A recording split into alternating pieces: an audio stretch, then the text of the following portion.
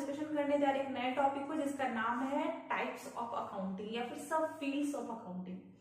जैसा कि आप लोगों को बोर्ड पे दिख रहा होगा, मैंने ऑलरेडी सारे जो भी चार्ट है वो मैंने ऑलरेडी बना दिया है, बस उसे मैं डिटेल में एक्सप्लेन करना है। राइट, देखो यहाँ पे सबसे पहली चीज, अभी के टाइम में क्या होता है ना कि बिजनेस की अगर बात की जाए तो आज से बहुत पहले की बात की जाए तो बिजनेस को रन करने के लिए, बिजनेस को सक्सेसफुली एग्जीक्यूट करने के लिए बहुत ज़्यादा इंफॉर्मेशन की जरूरत नहीं होती थी।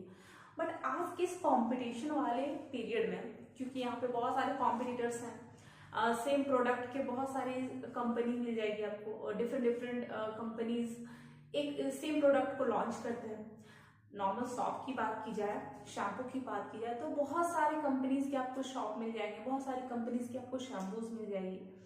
तो यहाँ पे जब कंपटीशन इतना टफ हो गया है, चीजें इतनी कॉम्प्लिकेटेड हो गई है, तो बिजनेस के जो भी मैनेजमेंट होती है, ठीक है, जो प्रबंधक होते हैं, उन्हें बहुत सारे इंफॉर्मेशन चाहिए होते हैं ताकि वो सही वक्त पे सही डिसीजंस ले सके, उसकी प्री प्लानिंग कर सके, स्ट्रैटेजी बना सके।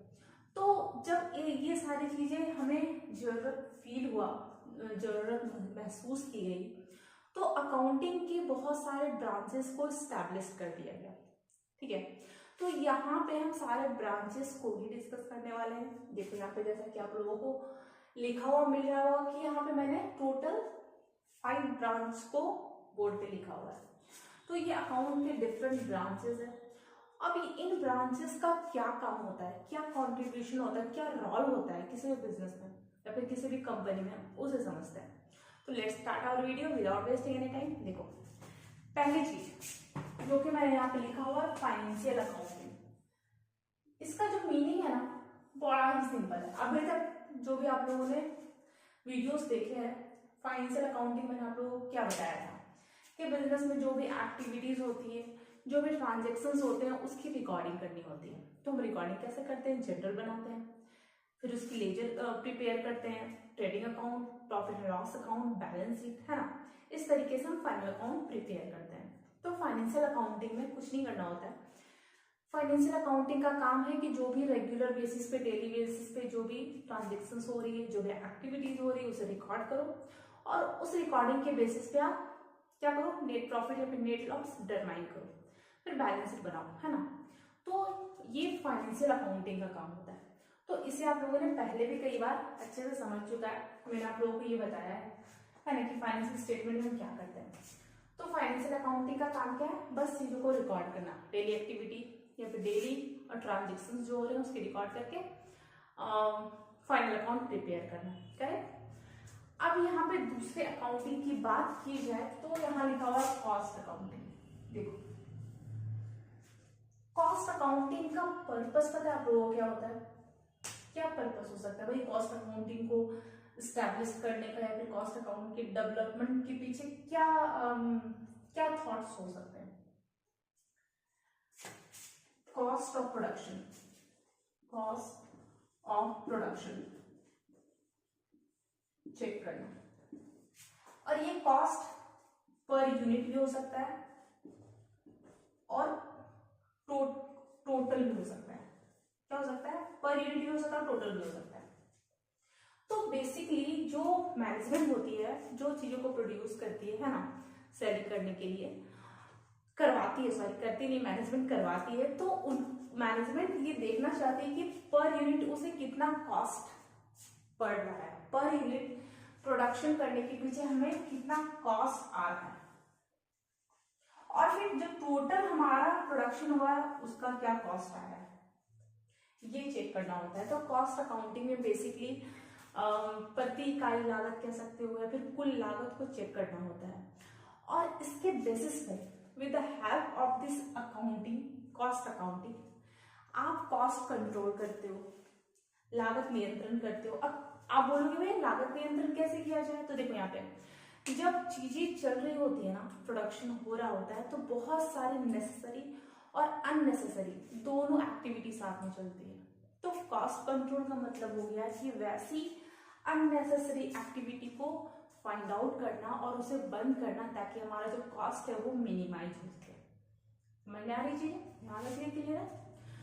तो कॉस्ट अकाउंटिंग में कुछ नहीं करना होता है, वो बस चेक करती करती है, और वन मोर थिंग, और वो फ्यूचर के लिए भी एस्टिमेट करती है कि फ्यूचर में अगर हमें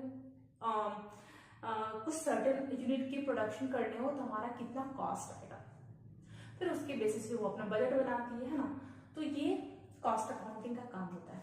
ठीक है, देखो नेक्स्ट क्या है, मैनेजमेंट अकाउंटिंग। देखो management accounting is really really important. क्यों इंपॉर्टेंट है? क्योंकि मैनेजमेंट अकाउंटिंग का काम क्या होता है आपको पता है? जो इंफॉर्मेशन हमने यहाँ से कलेक्ट किया है, जो इंफॉर्मेशन दैट मीन्स यहाँ पे हमने trading account, profit and loss account and balance sheet, हमने यहाँ पे जो बनाया है, इन सारे इंफॉर्मेशन को इस तरीके से रिप्रेजेंट करना ताकि जो मैनेजमेंट है कंपनी की या फिर जो बिजनेस के मैनेजमेंट है वो कोई एक क्या कह सकते हो, एक स्ट्रॉन्ग डिसीजन ले सके या एक क्या सक्सेसफुल प्लानिंग कर सके। समझ लो, तो यहाँ पे जो फाइनेंशियल अकाउंटिंग में जो भी इंफॉर्मेशन है उसे इस तरीके से रिप्रेजेंट करो ताकि आपको डिसीजंस लेने में हेल्प हो। सपोज करो मैं आप लोगों को एग्जांपल के थ्रू समझाऊं कि अगर मैं आप लोगों को बोलूं कि जो एक क्लास है, ठीक है, एक क्लासरूम है, वहां पे जो भी बच्चे पढ़ रहे हैं उनकी उम्र लगभग आप कह लो कि 15 to 20 ईयर्स के बीच है। 15 to 20 ईयर्स के बीच है वहां के बच्चों की उम्र। ठीक है, अगर इसके ये हो गया बहुत ही इजी लैंग्वेज में बताना, ठीक है।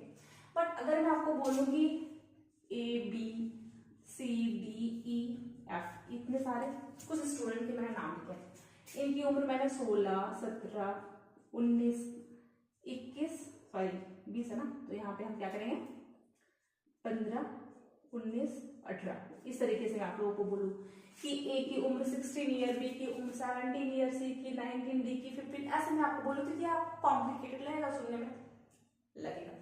बट अगर मैं बोलूं कि इस क्लासरूम के सारे बच्चों जो भी बच्चे पढ़ रहे हैं उनकी उम्र 15 to 20 के बीच है, तो ये काफी इजी लग रहा है सुनने में और ये हम इजिली याद भी रख सकते हैं। अगर मैं हर एक स्टूडेंट की टर्न बाय टर्न एज बताऊं तो आप भी कंफ्यूज और मैं भी थक जाऊंगी।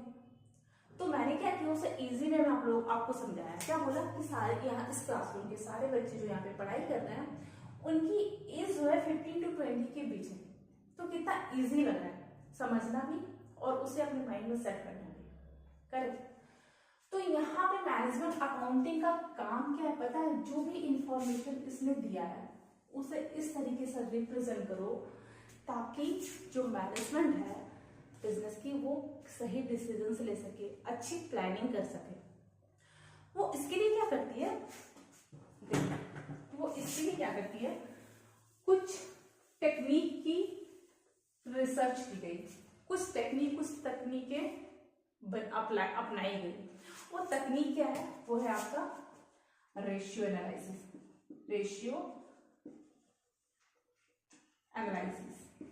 वो है आपका कैश फ्लो स्टेटमेंट,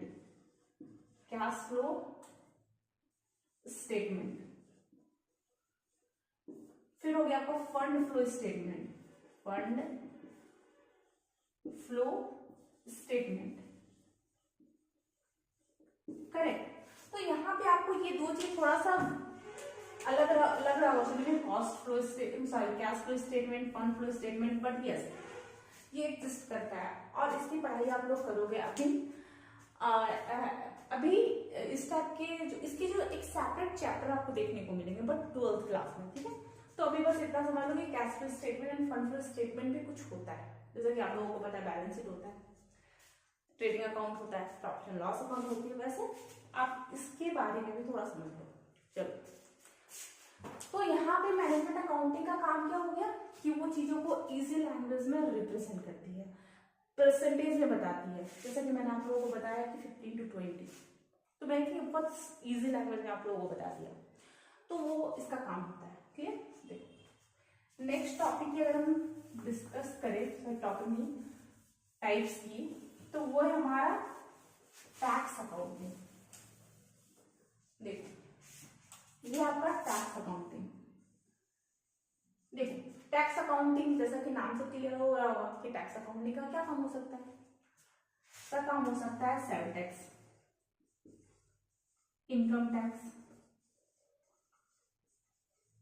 और एक्साइज ड्यूटी को डिटरमाइन करना। क्लियर? तो टैक्स अकाउंटिंग का पर्पस होता है कि भाई जो भी पूरे साल में कंपनी की जो भी एक्टिविटीज हुई, जो प्रॉफिट हुए, जो लॉस हुए, जो बैलेंस शीट बनाया गया, उसके बेसिस पे साल के एंड में कंपनी को कितना टैक्स देना है, कितना सेल टैक्स देना है, कितना इनकम टैक्स देना है, कितना एक्साइज ड्यूटी पे करना है ना। तो ये किसका काम होता है, टैक्स अकाउंटिंग का काम होता है। नेक्स्ट जो टॉपिक है सोशल रिस्पॉन्सिबिलिटी अकाउंटिंग। देखो इट्स रियली रियली इंपॉर्टेंट इसलिए बोल रही हूँ क्योंकि सोशल रिस्पॉन्सिबिलिटी करके आपको बिजनेस स्टडी में ही एक चैप्टर देखने को मिलेगा, सोशल रिस्पॉन्सिबिलिटी करके, है ना। तो यहाँ पे सोशल रिस्पॉन्सिबिलिटी अकाउंटिंग क्यों मेंटेन किए जाते हैं, देखो बहुत सिंपल सा लॉजिक है। कोई बिजनेस या फिर कोई कंपनी अगर सोसाइटी में रहकर, समाज में रहकर अपने बिजनेस को एक्सपैंड कर रही है, अपने बिजनेस को फैला रही है, उसकी ग्रोथ को कंटिन्यू रख रही है, उसकी अपनी परफॉर्मेंस को बेटर कर रही है, तो बिजनेस की या फिर उस कंपनी की ये रिस्पॉन्सिबिलिटी होती है कि आप भी उस सोसाइटी के लोगों के लिए, समाज के लोगों के लिए कुछ वेलफेयर वाला काम कीजिए। क्यों भाई, क्यों करेगी कंपनी, नहीं करना है मुझे, ठीक है आपको नहीं करना है। अगर बिजनेस को बोला जाए, कंपनी को बोला जाए कि ठीक है आप किसी ऐसे जगह पे अपने बिजनेस को एस्टैब्लिश करो जहाँ पे कोई व्यक्ति किसी का घर ना हो, सपोज करो अभी डी मार्ट की अगर बात की जाए, डी मार्ट ग्रोसरी शॉप है ना, मॉल होता है ना, अगर उसकी बात की जाए तो अगर किसी डी मार्ट को किसी ऐसे जगह पर, किसी फॉरेस्ट में या फिर किसी जंगल में सेटअप कर दिया जाए, एस्टैब्लिश कर दिया जाए, तो क्या डी मार्ट की सेलिंग होगी? आई डोंट थिंक कि उसकी सेलिंग होगी भी। बट अगर उसे किसी ऐसे जगह पे एस्टैब्लिश किया जा रहा है जहाँ की पॉपुलेशन बहुत ज्यादा हो, जहाँ पे लोग बहुत ज्यादा परचेजिंग करते हो, तो क्या वहां पे उसकी सेलिंग होगी? ऑफकोर्स वहां पे उसकी सेलिंग होगी। क्यों? क्योंकि आपने समाज में रह के अपने बिजनेस को एक्सपैंड किया है। तो यहाँ पे इस चीज की डिमांड आप भी के टाइम में आज के डेट में काफी बढ़ रही है। कंपनी से पूछा जाता है, बड़े बड़े बिजनेस से पूछा जाता है कि आप सोसाइटी के लिए क्या कर रहे हो, इसकी रिपोर्ट दोगे। और इसके लिए चाहे वो पब्लिक हो, गवर्नमेंट है, काफी अवेयर हो चुकी है, वो रिपोर्ट की डिमांड करती है। तो वैसे कंडीशन में क्या किया जाता है, एक सोशल रिस्पॉन्सिबिलिटी अकाउंटिंग को मेंटेन किया जाता है। इसमें कंपनी ने या फिर बिजनेस ने जो भी वेलफेयर वाले काम किए हैं उसे रिकॉग्नाइज करती है, उसकी मेजरमेंट करती है और उसे एनालिसिस करने के बाद उसकी एक रिपोर्ट तैयार करती है, समझ रहे हो, फिर उसे वो सबमिट करती है, समझ रहे हो, उसे पब्लिश करती है। क्लियर? तो ये सोशल रिस्पॉन्सिबिलिटी अकाउंटिंग का डेफिनेशन था। तो यहाँ पे आप लोगों ने क्या देखा, क्या समझा? टोटल 5 टाइप्स के ब्रांचेस है अकाउंटिंग के। फाइनेंशियल अकाउंटिंग, जिसका काम क्या रहता है, नॉर्मली जो भी फाइनल अकाउंट बनाए जाते हैं, फाइनल अकाउंट बनाया जाता है, दैट मीन्स क्या, प्रॉफिट और loss account, trading account, balance sheet.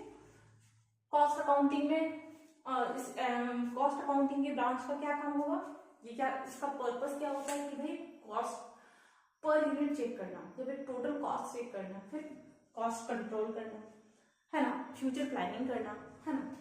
तो ये कॉस्ट अकाउंटिंग का काम होता है। मैनेजमेंट अकाउंटिंग का क्या काम होता है?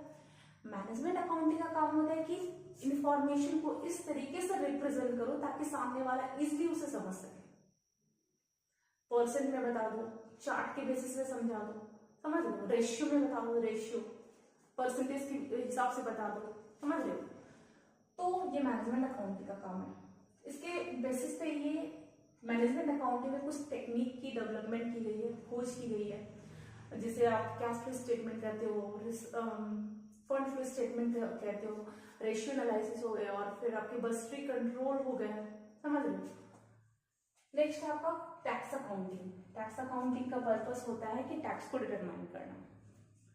Last one is that social responsibility accounting, क्योंकि यहाँ पे लोगों की डिमांड बढ़ रही है कि भाई मुझे बताओ आप क्या कर रहे हो वेलफेयर के लिए, पब्लिक वेलफेयर के लिए, तो कंपनीज ऐसे अकाउंट को मेंटेन करते हैं जिसमें उसने जो भी वेलफेयर के लिए किया हो उसे उसकी रिकॉर्डिंग करके उसे पब्लिश करना होता है।